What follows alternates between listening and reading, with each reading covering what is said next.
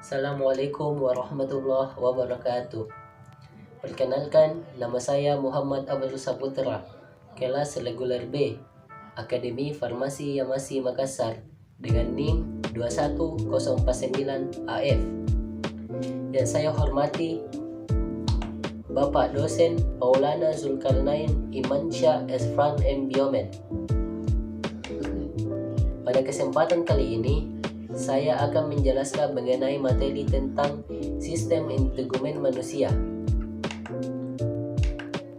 Pengertian sistem integumen manusia atau sistem kulit.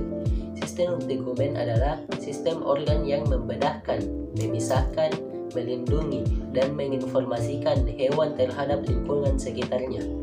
Sistem ini merupakan bagian sistem organ terbesar yang mencangkup kulit, rambut, bulu, sisik, kelenjar keringat, dan produk lainnya atau keringat lendir. Ciri-ciri kulit. Yang pertama, pembungkus yang elastis dan melindungi kulit dari pengaruh lingkungan. Yang kedua, alat tubuh yang terberat 15% dari badan.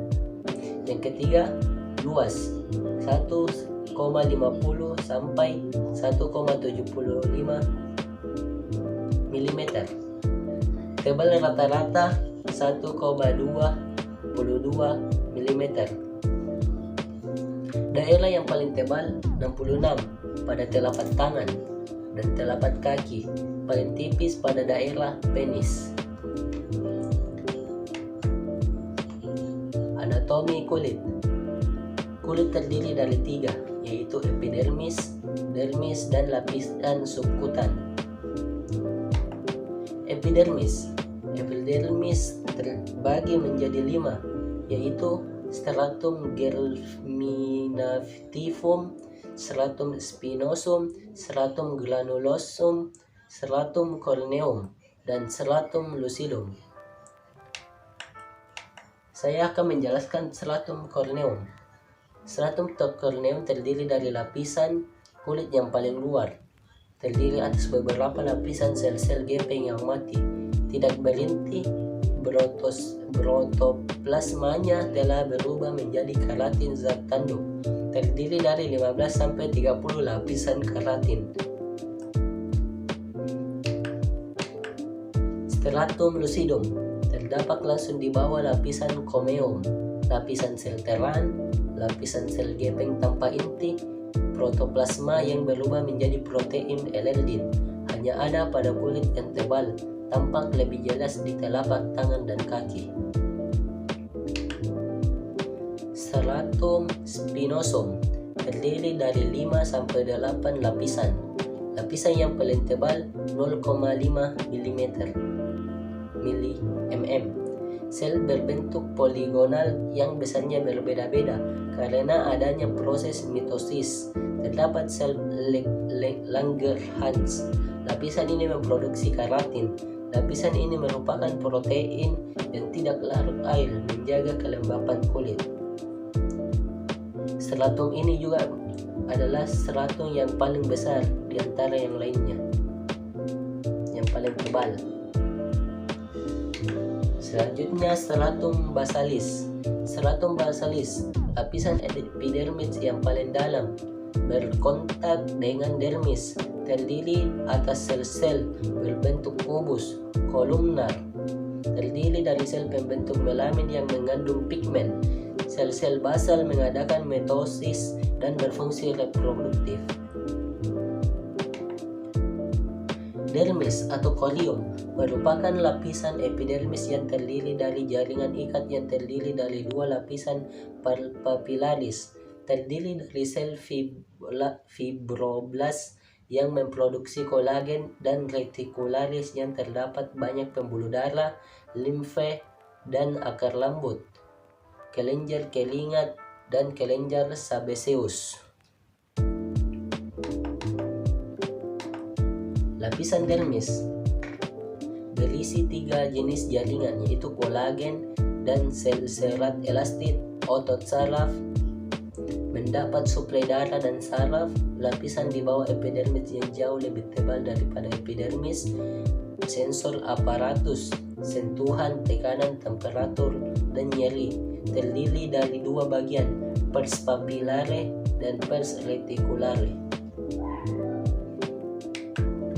Jaringan subkutan atau hipodermis, lapisan terdalam yang banyak mengandung sel liposit yang menghasilkan banyak lemak, merupakan jaringan adipos sebagai bantalan antara kulit dan struktur internal seperti otot dan tulang. Sebagai mobilitas kulit, perubahan kontur tubuh dan penyekatan panas sebagai bantalan terhadap trauma, tempat penumpukan energi. Jaringan cutaneous atau hipodermis. Hipodermis terbagi menjadi 4. Yang pertama adalah folikel rambut, jaringan lemak, kelenjar keringat, dan jaringan penghubung. Kelenjar pada kulit. Ada berbagai macam kelenjar pada kulit. Yang pertama adalah kelenjar sebasea, berfungsi mengontrol sekresi minyak ke dalam ruang antara folikel rambut dan batang rambut yang akan meluminasi rambut sehingga menjadi halus, lentur, dan lunak. Yang kedua ada kelenjar keringat, diklarifikasikan menjadi 2, yaitu kelenjar enklin yang terdapat di semua kulit. Dan yang kedua kelenjar apok, terdapat di aksi, anus, skrotum, labia mayora, dan burn pada folikel rambut. Rambut terdapat di seluruh kulit kecuali telapak tangan atau dorsal dan ada dua jenis rambut. Yang pertama rambut terminal, dapat panjang dan pendek, dan yang kedua rambut velus, pendek, halus, dan lembut. Fungsi kulit sebagai proteksi. Kulit sebagai proteksi seperti masuknya benda-benda dari luar, melindungi dari trauma yang terus-menerus, mencegah keluarnya cairan yang berlebihan dari tubuh, menyerap berbagai senyawa lipid, vitamin A dan D yang larut dalam lemak, memproduksi melanin, mencegah kerusakan kulit dari sinar UV atau matahari.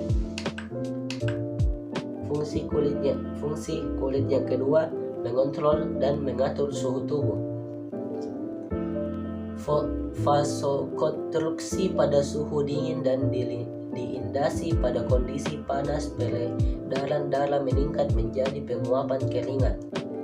Yang ketiga, dari fungsi kulit menjadi sensibilitas atau pengindera suhu, rasa nyeri, sentuhan, dan rabaan. Yang keempat, keseimbangan air. Stratum corneum dapat menyerap air sehingga mencegah kehilangan air serta elektrolit yang berlebihan dari bagian internal tubuh dan mempertahankan kelembapan dalam jaringan subkutan. Yang kelima, dari fungsi kulit yaitu memproduksi vitamin. Kulit yang terpejam sinar UV akan mengubah substansi untuk menjadi mensintesis vitamin D. Sekian materi dari saya mengenai sistem integumen pada manusia. Maaf jika ada kata yang berlebihan maupun kurang. Wabillahi taufiq wal hidayah. Wassalamualaikum warahmatullahi wabarakatuh.